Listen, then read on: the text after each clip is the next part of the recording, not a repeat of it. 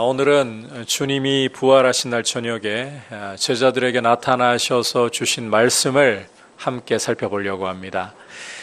이 말씀 역시 지난 시간에 이어서 교회에게 예수님의 부활이 주는 영광이 무엇인가를 잘 보여주고 있습니다.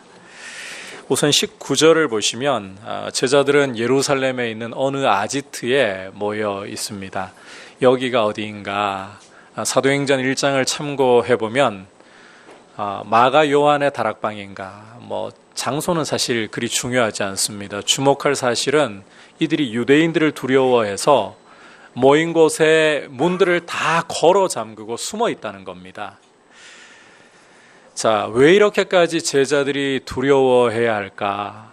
이건 이상한 일이 아닐 겁니다. 사흘 전에 유대인들은 총독 빌라도를 압박해서 예수님을 십자가에 못 박아 죽였습니다. 이방인의 손을 빌려서 예수님을 정치범으로 죽이려고 한 것입니다. 게다가 여기에는 이 모세 율법을 따라서 나무에 달린 자는 하나님께 저주를 받은 것이라 예수님을 아예 하나님의 저주받은 자로 낙인 찍어버리려는 이런 복심이 깔려 있는 것이었습니다. 따라서 예수님을 믿는 제자들의 경우도 이 나무에 달려 하나님의 저주를 받아 죽은 예수를 따른다. 저주받은 이단을 따르는 무리에 지나지 않는다는 겁니다. 그래서 이들은 유대인들에게 언제 붙잡혀서 언제 쥐도새도 모르게 죽을 수도 있는 이게 이상하지 않은 형편이었다는 겁니다. 따라서 이들은 두려움 속에서 자신들을 잘 어떻게 하든지 숨겨서 피신을 하려고 문들을 다 걸어 잠그고 있는 겁니다. 자, 바로 이 자리에 부활하신 예수님이 나타나셨습니다. 문을 다 사방으로 걸어 잠그고 있지만 이런 물리적인 제약에 아무런 상관없이 부활하신 예수님은 그 제자들 가운데 이 순간 이동이라고 해야 될까요? 공간 이동이라고 해야 될까요? 짠 나타나신 거예요. 사람은 이렇게 눈에 보이는 걸 굉장히 좋아하는 경향이 있죠. 그래서 우리가 이 부활하신 예수님의 영광을 이야기할 때에 제자들 가운데 이렇게 짠하고 나타나신 이것을 주목하고 싶고 이야기하고 싶은 충동도 많이 일어납니다. 이 자리에 예수님이 나타나신다. 여러분, 예수님의 영광을 보았다고 말하지 않겠어요? 충분히 그렇게 말하고 싶을 겁니다. 그런데 사실상 주님은 그런 일을 하시는 게 아무것도 아니에요. 전혀 어렵지 않으십니다. 정말 교회에게 주는 부활의 영광은 예수님이 이렇게 나타나신 것보다는 오히려 나타나셔서 제자들로 대표되는 교회에게 주시는 말씀 속에 담겨 있습니다. 그래서 오늘 여러분과 함께 예수님이 어떤 말씀을 주시는가, 그 말씀이 우리에게 어떤 귀한 의미가 있고 또 이 부활의 영광을 나타내는 통로로 쓰임받기 위해 교회가 어떤 무장이 필요한가, 이 부분을 함께 살펴보려고 합니다. 자, 먼저 부활이 주는 영광 첫 번째 같이 한번 따라하겠습니다. 너희에게 평강이 있을지어다. 부활이 교회에게 주는 영광 첫 번째는 이 말씀을 통해서 확인하는 것이 바로 평강이라는 겁니다. 평강. 19절 후반부 예수께서부터 함께 보겠습니다. 시작. 예수께서 오사 가운데 서서 이르시되 너희에게 평강이 있을지어다. 자, 부활하신 주님이 제자들 가운데 나타나셔서 주신 첫 번째 말씀이자 21절을 보시면 거듭 말씀하시는 것이 너희에게 평강이 있을지어다. 평강이 있을지어다.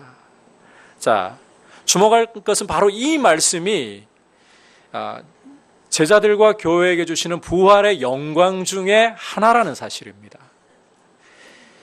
앞서 말씀드린 것처럼 제자들은 지금 유대인들이 두려워가지고 문이라는 문은 다 걸어 잠그고 있는 상황입니다.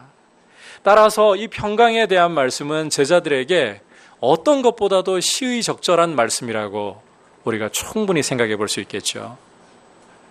하지만 주님이 이 말씀을 주시는 이유는 단지 제자들이 처해 있는 이 환경이 제자들에게 적대적이고 위협적이기 때문만은 아닙니다. 보다 근본적인 이유가 있고, 이 근본적인 이유 때문에 제자들뿐만이 아니라 시대가 변하고 상황이 변해도 이 말씀을 듣는 모두가 이 평강에 대한 말씀을 꼭 들을 필요가 있어요. 그 근본적인 이유가 무엇이냐? 바로 인생은 죄 가운데 있고 하나님의 진노 아래 있다는 사실입니다. 바꿔 말하자면 온 천지를 지으시고 온 천지를 다스리시는 하나님과 원수 관계 가운데 있다는 것입니다. 이렇게 하나님과 관계가 단절되어서 원수 관계 속에 있다. 이것은 영적으로 죽었다는 뜻입니다. 그리고 여기에 수반되는 굉장히 중요한 두 가지 증상이 있는데 한번 따라해 볼까요? 두려움과 수치. 두려움과 수치가 이 죽음에 반드시 따라올 수밖에 없습니다. 영적인 죽음에는, 하나님과의 관계 단절에는 하나님의 진노 아래에 있기 때문에 두려움과 수치가 있어요. 쫓아오는 이가 없어도 내면에서부터 깊은 두려움이 있고, 누가 우리를 많이 들여다보는 것도 아닌데도 깊은 수치감이 있습니다. 이걸 잘 보여주는 대표적인 예가 바로 아담입니다. 여러분, 죄를 짓고 난 후에 에덴 동산에 누가 아담을 죽이려고 뒤에 쫓아오거나 위협하는 사람이 있었습니까? 에덴 동산에 혹시 이 아담의 벌거벗었음을 지적하면서 아담에게 치욕스럽게 만들어주는 사람이 있었습니까? 아무도 없었습니다. 그런데 죄를 짓고 난 순간에 아담과 하와는 그들의 수치를 가리기 위해서 무화과 잎을 엮어가지고 치마를 만들었고, 그리고 두려움 때문에 그들은 이전에는 부르시면 반가워 달려나갈 하나님의 음성을 듣고도 동산 나무 사이로 숨어버리는 이런 일이 벌어졌습니다. 이게 사실 인생에게 정상적인 게 아니었습니다. 창세기 2장 25절로 돌아가서 보면 아담과 하와 이 두 사람이 벌거벗었으나 부끄러워하지 아니하니라. 죄가 없으니까요, 투명하고 숨길 것 없고 당당하다는 거예요. 두려움을 몰라요. 수치를 몰라요. 이게 원래 하나님이 처음 창조하신 하나님과의 사귐 가운데 있는 인생의 모습이었습니다. 따라서 평강이 너희에게 있을지어다. 이 말씀은 죄 가운데 있는 인생에게 어떤 것보다도 예수님의 부활이 주는 중요한 선언이면서 부활의 영광이 아닐 수가 없는 거예요. 이 말씀이 보여주는 것은 예수 그리스도의 보혈로 죄 가운데 있던 너희가 이제는 죄 사함을 받고 하나님과 화목되었다. 더 이상 너희는 하나님의 원수가 아니라 예수의 보혈로서 하나님의 자녀가 되었고, 이제는 두려움과 수치가 떠나갔다. 평강이 너희에게 있을지어다. 이 말씀이 이 사실을 확증하고 보증하는 줄 믿습니다. 예수의 보혈로 죄 사함 받았고 하나님과 화목된 게 우리에게 주어진 축복이에요. 그래서 이제는 그 하늘의 평강이 우리 마음속에 온 거예요. 죄 때문에 우리 마음에 드리워져 있던 이 두려움과 수치라는 그림자는 이제 예수의 보혈로 거쳤습니다. 예수님의 부활 때문에 이제는 우리 안에 안식과 평안이라는, 하나님과의 화목으로부터 오는 이 안식과 평안이라는 찬란한 태양이 우리 마음을 비추고 있는 겁니다. 예수님이 가지고 계셨던, 예수님 안에 있던 그 하늘의 평강의 빛이 우리 마음을 비추고 있는 거예요. 이 평강은 어떤 환경이나 조건도 흔들 수 없고 세상의 어떤 것도, 심지어 죽음도 흔들 수 없는 것입니다. 제가 자주 반복하게 되는 예라 가지고 목사님 또 그 예를 드십니까? 근데 이 예보다 더 적절한 예가 없어요. 복음서에서 보여주는 예 중에. 하루는 예수님이 제자들과 함께 갈릴리 바다를 배 타고 건너가시는 중인데 바람이 크게 일어나면서 이 파도가 엄청나게 치게 되죠. 그래서 배에 물이 넘어 들어와 가지고는 배가 거의 가라앉게 된 지경이 되었습니다. 이 풍파는 가라앉을 기미가 보이지 않습니다. 이런 상황에서 갈릴리에서 이 업으로 잔뼈가 굵었던 제자들조차도 주여 우리가 죽게 되었나이다. 그런데 이런 상황에 예수님이 배 고물에서 베개를 베고 주무셨어요. 이 부분을 해석하는 분들 중에 어떤 분들은 예수님이 얼마나 사역을 바쁘게 하시고 피곤하셨으면 이런 풍랑이 있는 상황에서도 잠을 주무실까? 정말 피곤하셨나 보다. 저는 그게 납득이 안 됩니다.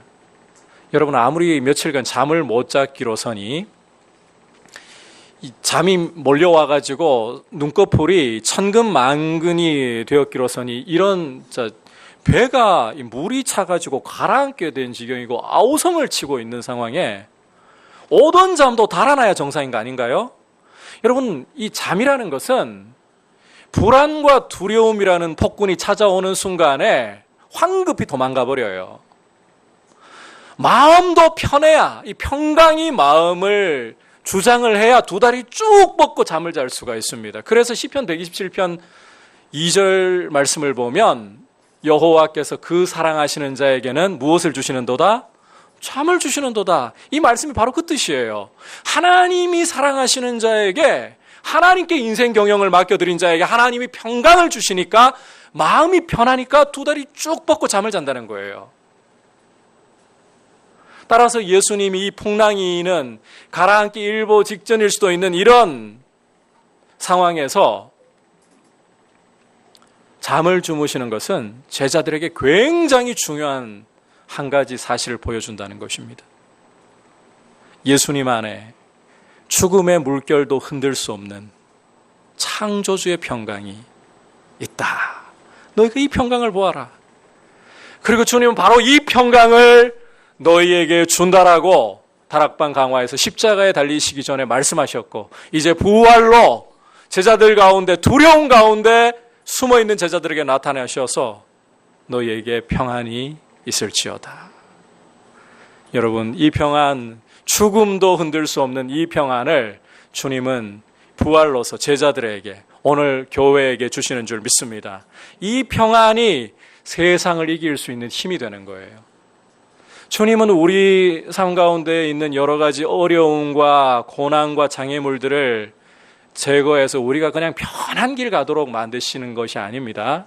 성경은 성도에게 고난이 면제되거나 있던 고난도 나가기만 하면 다 제거된다라고 말씀하지 않습니다. 오히려 세상이 알 수 없는 평안, 죽음도 흔들어 놓을 수 없는 이 창조주의 평안, 우리를 사랑하셔서 십자가에 생명 주신 그 구주의 평안을 우리에게 오히려 주셔서 이 평안으로 고난이 찾아올 때에 그것을 딛고 오히려 고난을 디딤돌로 만들어버릴 수 있는 이런 승리자.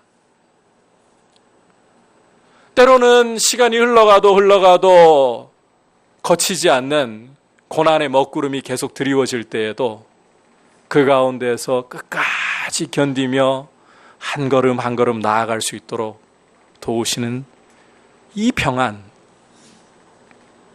이 평안을 주시는 거예요. 그래서 이 평안으로 승리자가 되게 만들어주시는 것입니다.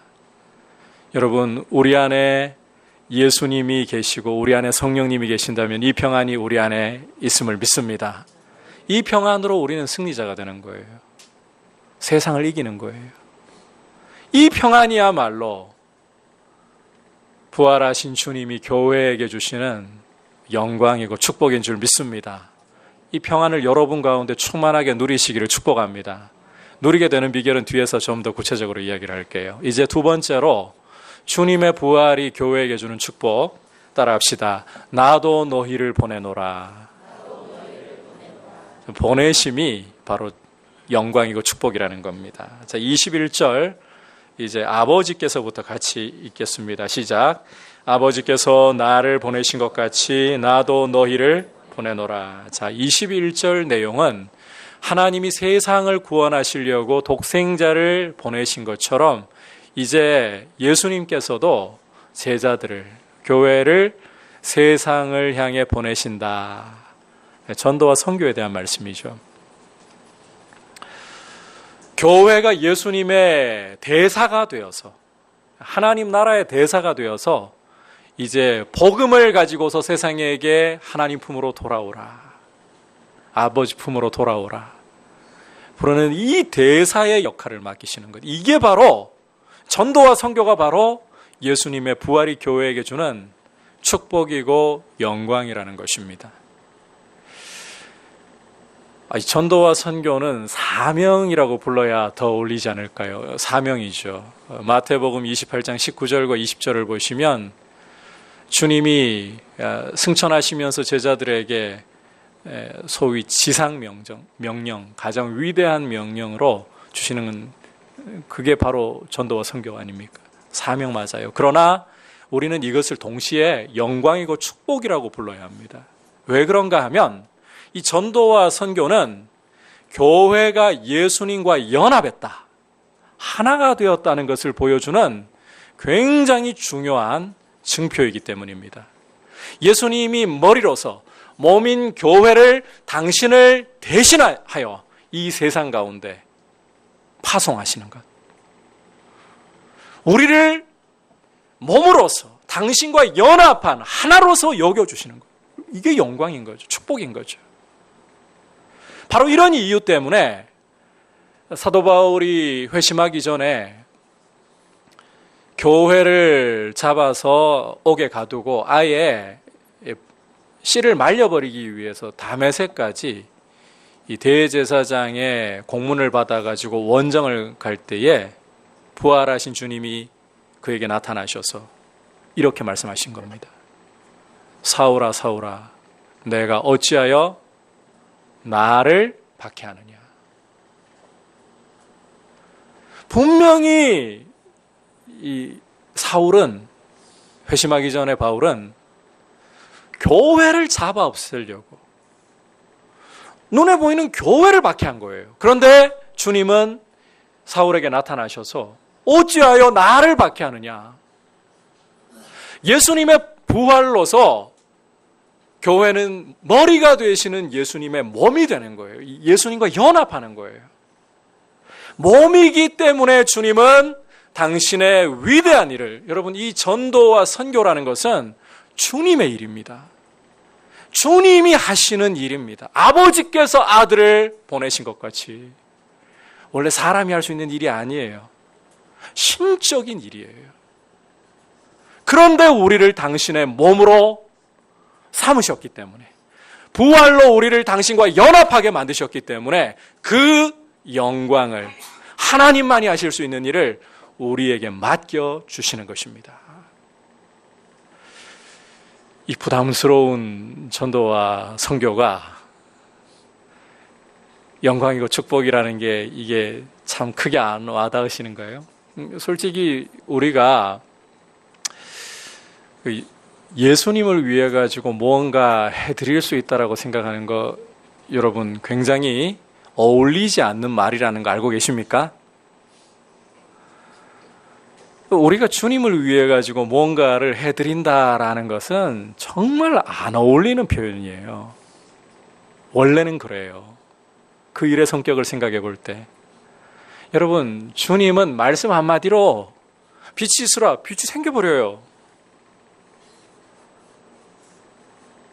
그 빛 가운데 하늘의 해와 달과 온갖 별들이 충만하라, 끝나요. 해와 달과 별이 빛나고 있어요, 그 자리에. 주님께 우리가 무언가 도움을 드릴 것이 없습니다. 우리 흙에서 지음받은 이 부정한 인생이 걸핏하면 넘어지는 이런 인생이 주님께 뭘 도와드릴 수 있겠습니까? 누가 주께 드려서 갚으심을 받을 수가 있고, 누가 주의 모사가 되어서 지혜로 그분을 가르칠 수 있단 말입니까? 만물이 그분에게서 나오고 그분으로 말미암고 그분에게로 돌아가는데, 감히 인생이 어떻게 주님을 내가 섬긴다라고, 돕는다라고 감히 말할 수 있겠습니까? 오히려 걸리적거리죠. 수련회에서 정말 충만하게 은혜를 받고 주님, 저는 제 삶을 주님 앞에 이제 결단하고 드립니다. 아니, 제 생명도 주님께 다 드리고 싶습니다. 며칠 지나고 은혜가 떨어지면요, 주님, 그때 기도했던 거 좀 물리면 안 될까요?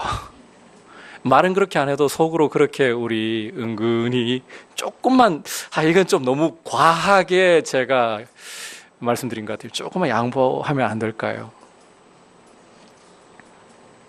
그게 우리입니다. 우리가 주님을 위해 섬기고 주님을 위해 봉사한다 해도 주님이 우리 뒤치다꺼리 해주실 게 더 많아요. 그런데 다른 어떤 것도 아닌 마귀에게 사로잡혀 있고 죄 가운데 있던 영혼들을 풀어서 하나님 아버지 품에 안기게 하시는 이 영광스러운 일에, 생명을 살리는 일에 교회를 사용하신다. 교회를 당신의 몸으로 여기시고 사용하신다. 영광인 거죠. 여러분, 전도와 선교는 주님이 우리를 당신의 몸으로 삼으시고 동역자로 여겨주시는 증표이고 축복이고 영광인 줄 믿습니다. 그래서 교회는 이 전도와 선교를 무거운 짐처럼 사명이라는 비장한 이 용어로서만 이야기할 것이 아니라 내가 주님의 몸으로서 이 세상 가운데에서 머리이신 예수님을 드러내고 나 때문에 살아나는 역사를 보는 이런 위대한 일이 일어나는 통로이구나. 주님이 부활로 주신 축복이고 영광인 줄로 믿고 우리의 삶을 주님 앞에 이 전도자로, 선교사로 드리려고 힘쓸 수 있기를 축복합니다. 뿐만 아니라 이 우리가 전도할 때 놀라운 권세가 하나 따라오는 것을 오늘 말씀 속에서 또 확인할 수가 있습니다. 23절 우리 같이 한 목소리로 읽어보도록 하겠습니다. 시작. 너희가 누구의 죄든지 사하면 사하여 질 것이요 누구의 죄든지 그대로 두면 그대로 있으리라 하시니라. 자, 이 말씀은 잘못 해석을 하면 상당한 오해를 좀 불러일으킬 수가 있습니다. 실제로 이 말씀을 잘못 해석한 교회 역사 때문에 로마 가톨릭에서는 고해 성사를 이걸 가지고 발전을 시켰어요. 그리고 사람이 고해 성사를 할 때 이 사제가 죄 사함을 선언하는, 실제 사제에게 죄 사함이 있다는 식으로 이 말씀을 가지고 주장을 해왔습니다. 자, 그런데 이 말씀은 우리가 이 문맥 속에서 봐야 되는 말씀이에요. 21절로 여러분께서 돌아가서 보시면 이 말씀은 지금 예수님이 제자들을 파송하는, 복음으로 세상을 아버지께 부르시는 이 문맥 속에 있는 거예요. 자, 그렇다면 23절 말씀은 복음을 전하는 데 따라오는 권세라는 겁니다. 사람에게 주어지는 권세가 아니라 복음을 전할 때에 따라 붙는 권세라는 거예요. 자, 좀 구체적인 설명을 드릴게요. 교회가 세상을 향해서 예수 그리스도를 믿으라고 복음을 전할 때 이 생명의 복음을 듣고 사람이 예수님을 믿고 영접한다. 그러면 죄사함을 받는 거예요. 이 메시지 때문에 죄사함을 받는 거예요. 하나님이 죄사함을 주시는 거예요. 반대로 교회가 전하는 이 생명의 복음을 듣고도 믿지 않고 이 복음을 거부를 해버린다. 그러면 이 메시지는 그 사람에게 심판입니다. 죄가 그대로 머물러 있는 거예요.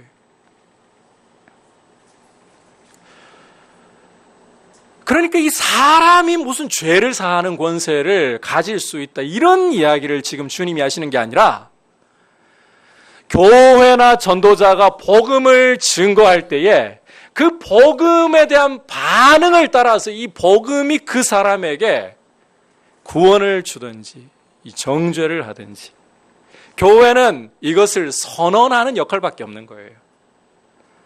사람들이 교회를 통해서가 아니고 복음으로 죄사함 받았다는 것을, 하나님의 진노 아래에 있다는 것을 무엇으로 알 수 있겠습니까? 교회는 이 복음을 전함으로써 죄사함과 이 죄가 그대로 머물러 있는 이 부분에 묻고 푸는 이 권세를 누리는 것입니다. 복음에 따르는 권세인 겁니다. 그래서 여러분들이 예수 믿으세요. 여러분들의 삶을 통해 예수 믿는 사람들의 모습을 보여주려고 하는 것은 세상을 향해서 생명과 심판의 메시지를 주고 있는 겁니다. 여러분들의 메시지를 통해서, 여러분들의 삶을 통해서 여러분들은 세상을 살릴 수 있는, 정죄할 수 있는 이런 메시지를 전하고 있는 거예요. 놀라운 권세입니다. 여러분, 전도와 선교는 이렇게 위대한 거예요. 어떻게 보면 참 어리석습니다. 그냥 능력으로 끝내버리면 쉬울 것 같아요. 그런데 하나님은 전도라는 미련한 것으로 세상을 구원하시기를 기뻐하십니다. 그래서 이 전도라는 것, 내가 너희를 세상에 보내노라, 부활이 주는 영광인 줄 믿습니다. 우리 민들레 교회가 그래서 이 전도와 선교 부분에서 깨어 있어야 돼요. 여러분들의 이 삶이 전도와 선교의 삶이 되셔야 돼요.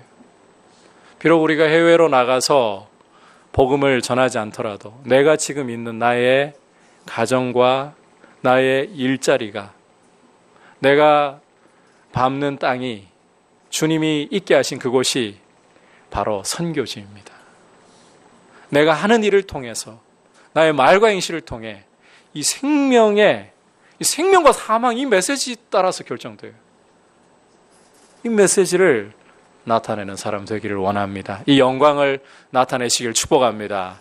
자, 그렇다면 이제 중요한 것은 앞서 말씀드렸듯이 그 세상이 알 수 없는 이 평강을 충만하게 누리는 것, 이게 부활의 영광을 나타내는 것이거든요. 또 복음을 이 효율적으로 전할 수 있는 것, 이게 부활의 영광을 나타내는 것이거든요. 이 부활의 영광을 나타낼 수 있게 하는 무장이, 이 근원적인 무장이 무엇이냐? 따라합시다. 성령을 받으라. 22절 함께 읽겠습니다. 시작. 이 말씀을 하시고 그들을 향하사 숨을 내쉬며 이르시되 성령을 받으라. 자, 지금 말씀의 위치를 한번 보십시오. 21절에서 아버지께서 나를 보내신 것처럼 나도 너희를 보내노라. 전도에 대한 명령을 주셨죠. 선교에 대한 명령을 주셨죠. 그 다음에 너희가 누구의 죄든지 사하면 사하여질 것이요 그대로 두면 그대로 있으리라. 이 복음을 전할 때 따라오는 권세에 대해서 말씀하셨죠. 이런 이 전도와 선교에 대한 말씀 사이에 지금 22절이 끼어 있어요. 다시 말해서 세상을 향해서 평강을 보여주면서 생명의 복음을 증거할 때 어떤 무장이 필요하냐? 바로 성령을 받아야 한다는 거예요, 교회가. 성령을 받아야 부활의 영광을 증거하고 효율적으로 나타낼 수 있는 그런 무장이 교회에게 이루어진다는 겁니다. 자, 그런데 이 말씀 속에서 주목해 보실 굉장히 중요한 예수님의 모습이 있습니다. 그냥 성령을 받으라 말씀만 하시지 않았어요. 제자들을 향해서 어떻게 하셨습니까? 숨을 내쉬셨죠. 이게 굉장히 중요한 모습 중에 하나입니다. 숨은 내쉬는 거 아닌가요? 들이쉬고 내쉬는 거 아닌가요? 아니요, 그런 의미가 아닙니다. 이 모습은 마치 창세기 2장 7절에서 하나님이 처음 사람을 창조하실 때의 모습을 연상케 합니다. 여호와 하나님이 땅의 흙으로 사람을 지으시고 생기를 그 코에 불어 넣으시니 사람이 생명이 살아있는 존재가 되니라. 그렇다면 이제 예수님께서 제자들을 향해서 이 숨을 내쉬신다는 것은 이제 예수님의 십자가와 부활로 창조하신 새 인류, 이게 교회예요. 하나님의 백성인 새 인류에게 생기를 불어넣으시는 모습을 보여주고 계신다는 겁니다. 그리고 이 완성이 오순절 성령께서 강림하시는 사건이에요. 여러분, 이 부분 이해하셨습니까? 과거 하나님이 흙으로 사람을 지으시고 생기를 그 코에 불어넣으셨듯이 이제 예수님은 부활로서 만드신 새로운 인류, 하나님의 백성인 교회에게 생기를 혹 하고 불어넣으시는 거예요. 그 완성이 무엇이다? 오순절 성령 강림이라는 것입니다. 그렇다면 성령을 받으라는 것은 단순히 이 무장 정도뿐만 아니라 더 본질적으로 이야기를 하자면 교회를 살리는 생명이면서 교회를 교회되게 만드는 근원적인 뿌리라는 겁니다. 실제로 성령님이 없다, 성령을 받지 못했다, 껍데기에 불과합니다. 시체에 불과한 겁니다. 이걸 잘 보여주는 환상이 또 있어요. 에스겔 37장을 여러분께서 읽어보시면 하나님께서 에스겔을 환상 중에 한 골짜기로 이끌어 가시죠. 거기에 이 아주 말라버린 뼈들로, 아주 말라가지고 건들기만 하면 아예 가루가 되어버릴 것 같은 그런 뼈들로 가득 차 있는 모습을 볼 수가 있습니다. 하나님께서 에스겔에게 이 뼈들이 능히 살겠느냐? 주 여호와께서 아십니다. 그때에 이 말라버린 뼈들을 향해서 너는 대언하라. 말씀 따라서 대언하는데 큰 소리가 이 골짜기에 나면서 이 아주 말라있던 뼈들이 서로 연락하기 시작해요. 거기에 힘줄이 올라요. 살이 덮여요. 가죽이 덮여요. 사람의 모양을 만듭니다. 이게 뭘 보여주는가 하면 말씀이 어떻게 역사하는가를 보여주는 거예요. 여러분, 이 말씀의 역사로도 굉장히 충격적이고 위대한 결과를 보는 거죠. 아주 말라버렸던 뼈들이 이 모여가지고 서로 맞추어지고 거기에 힘줄이 오르고 살이 오르고 가죽이 덮여서 사람의 모양을 만드니까 이거 얼마나 놀랍습니까? 그런데 여러분, 이 사람의 모양을 이루었지만 살지 못한다면, 살아나지 못한다면 무슨 의미가 있습니까? 그것은 시체일 뿐인 거예요. 송장이라고밖에는 부를 수가 없는 거예요. 생기가 들어와서 살아 일어나야 되는 것입니다. 그래서 하나님께서 에스겔에게 너는 생기에게 대언하여 생기야 사방에서 불어와서 이 죽은 자들을 살게 하라. 에스겔이 말씀대로 대언할 때에 생기가 불어와서 이 사람들이 일어나는데 큰 군대를 이루더라. 이게 바로 하나님께서는 이스라엘, 바벨론 포로로 끌려가 있던 이스라엘의 모습을 보여주는 환상이라고 해설해 주십니다. 교회는 생기가 필요하다는 거예요. 생기이신 성령께서 오셔야 교회가 살아나고 교회가 교회다워지고 교회가 군대로서 일어서서 하나님의 영광을 드러낼 수 있다는 것입니다. 말씀의 역사를 말씀의 역사 되게 하는 것이 바로 성령님이시라는 거예요. 성령님이 없으면 아무리 하나님의 말씀을 전해도 메마른 말씀일 뿐입니다. 사람을 바꿀 수가 없습니다. 교회는 성령을 충만하게 받아야 되는 거예요. 여러분, 성령 충만하시기를 축복합니다. 성령 충만해야 세상을 이길 수 있도록 이 부활의 영광을 드러낼 수가 있어요. 그러면 성령 충만이라는 게 어떻게 오는가? 답은 굉장히 간단합니다. 우선 기도하셔야 돼요. 에스겔에게 대언하라. 생기를 향해 대언하잖아요. 기도를 통해서 성령을 구해야 된다는 거예요. 구하라. 한번 따라 합시다. 구하라 주실 것이요. 찾으라 찾을 것이요. 문을 두드리라 너희에게 열릴 것이니. 그 다음부터는 제가 혼자 할게요. 구하는 이가 받을 것이요. 찾는 이가 찾아낼 것이요. 문을 두드리는 이에게 열릴 것이니라. 너희 중에 아비된 자 중에 누가 자식이 떡을 달라고 하는데 돌을 주고 알을 달라고 하는데 정갈을 주겠느냐. 너희가 악한 자라도 자식에게 좋은 것으로 줄 줄 알거든 하물며 하늘에 계신 너희 아버지께서 구하는 자에게 성령을 주시지 않겠느냐. 기도할 때 성령 충만 받아요. 아울러서 성령님은 결코 말씀과 분리될 수 없는 분이십니다. 우리가 가지고 있는 이 성경책은 성령의 감동을 받은 사람들이 기록한, 하나님께 받아 기록한 말씀이에요. 성령께서 원저자가 되신다는 거예요. 그런데 성령께서 역사하실 때에 말씀을 떠나서 말씀과 상관없이 역사하실 수가 있을까요? 없습니다.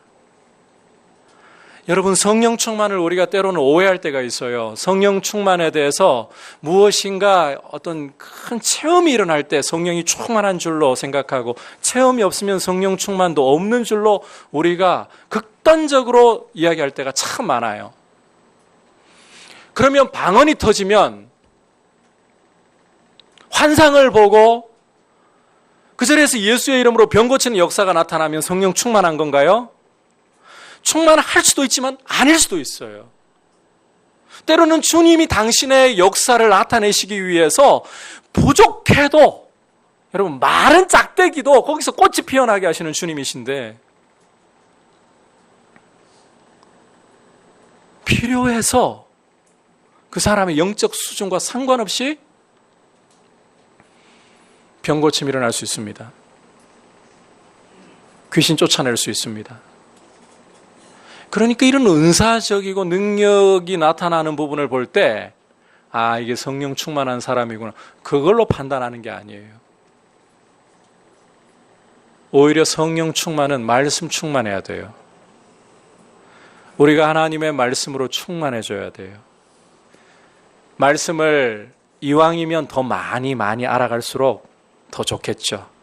하지만 이것은 우리가 평생에 걸쳐서 계속 부단히 노력해야 되는 일이고, 주어진 말씀 붙들고 순종하려고 하십시오. 여러분의 마음을 주신 말씀 가지고 계속 채우십시오. 묵상을 통해 계속 되새김질 하십시오. 말씀으로 충만할 때 성령 충만해질 줄 믿습니다.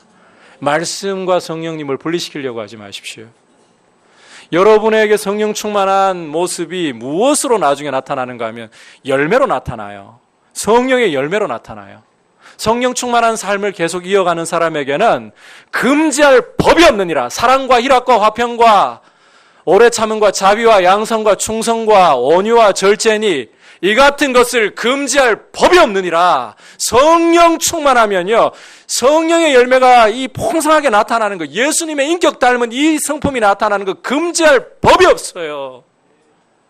그래서 성령으로 충만해야 우리가 예수님 닮아가고 부활의 영광을 나타내는 사람이 될 수 있는 겁니다. 말씀을 가까이 하십시오.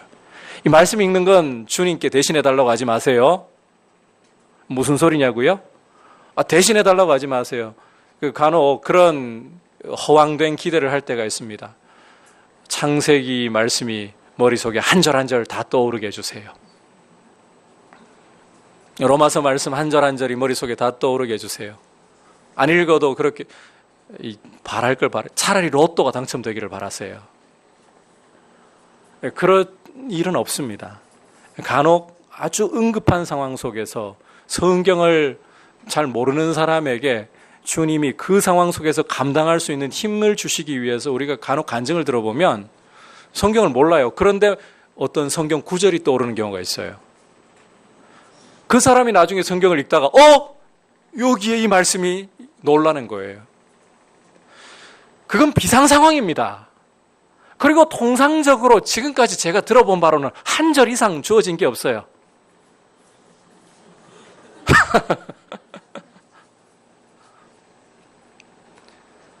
아브라함부터 교회 역사가 시작된 이래로 성경 안 읽는데 알아서 말씀이 저절로 생각나기, 그런 일이 없어요. 모세에게도 하나님께서 이 율법 체계, 여호수아에게도 이 율법 체계, 끊임없이 하나님은 말씀을 가까이 두고서 말씀을 읽고 묵상하고 그 말씀이 무슨 뜻인가 공부하고 부지런히 되새기라고. 여러분, 그렇게 해야 성령 충만을 받고 계속 유지해 나갈 수가 있는 겁니다. 말씀의 사람들이 되시기를 바랍니다. 성령께서 말씀을 열어주셔서 말씀의 의미를 더 알아가고 순종할 수 있는, 그리고 여러분, 내 힘으로 우리 영적으로 못 견뎌냅니다. 요즘 이제 그 가을이 본격적으로 시작되었잖아요. 이 시즌쯤이면 이제 좀 지칠 때예요. 여름의 행사들을 왕성하게 하고 이제 몸도 마음도 좀 조금 교회가 가라앉을 수도 있는 시기입니다. 이럴 때 참 유혹이 많이 찾아옵니다. 이럴 때에 우리 힘으로 견딜 수 있을 것 같지만 안 그래요. 하나님의 말씀을 붙들어야 돼요. 처음에는 내가 말씀 힘겹게 붙잡는 것 같습니다. 그런데 시간이 흘러갈수록 말씀이 나를 사로잡아요. 여러분, 뭔가 하나 좀 잘하려고 처음 배울 때 힘 많이 들어가죠. 기타를 배울 때 아무리 저도 조금 과거에 배워봐가지고 아무리 힘 빼라 해도 손목에 힘 들어가지고 빵빵 쳐요. 근데 실력이 늘어갈수록 힘이 빠져요. 오른손이 부드러워져요. 왼손도 부드러워져요. 수영을 배워도 처음에 물에 뜰 때 힘 빼 그래도 되나요? 힘 들어가가지고 계속 가라앉지. 물 먹고 익숙해져야 힘이 빠지잖아요. 그것처럼 처음에는 말씀을 붙들려고 할 때 내가 힘겹게 붙잡는 것 같고 내가 힘겹게 주님을 섬기고 있는 것 같습니다. 그런데 주님과 동행하는 이 연습이 반복되고 깊어질수록 내 힘이 빠져요. 말씀이 나를 붙들어요. 성령께서 나를 붙드시는 거예요. 이렇게 자아를 깨뜨려 가는 겁니다. 여러분, 그렇게 말씀으로 성령으로 충만하시기를 주님의 이름으로 축복합니다. 그래서 여러분을 통해 부활의 영광이 드러나는 귀한 삶을 살아가시기를 축복합니다. 자, 오늘 말씀을 통해서 이 두려움 속에 있는 제자들에게 나타나셔서 주시는 말씀을 통해 부활의 영광 두 가지 보았죠. 첫 번째 뭐라 했습니까? 평강이에요. 평강. 주님의 평강을, 죽음의 물결도 흔들지 못하는 그 창조주의 평강을.